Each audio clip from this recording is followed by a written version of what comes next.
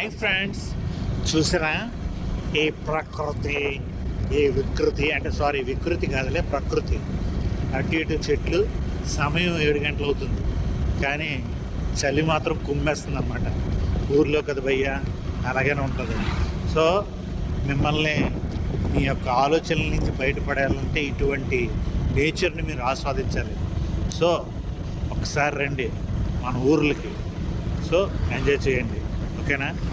అటు side lighting కొడితే ఇటు సైడ్ మనకి దారి కనిపించదు, అంచనా మీద వెళ్ళిపోవడమే. చూసారా భయ్యా, మా వాడు నేను ఎంత బాగా చెప్తున్నా సరే అన్నయ్య సూపర్ అని చెప్పలేదు, అయినా పర్వాలేదు తమ్ముడు కాబట్టి సరిపెట్టిన పెవ్వు కేక అని చెప్పి అన్నాడు తమ్ముడు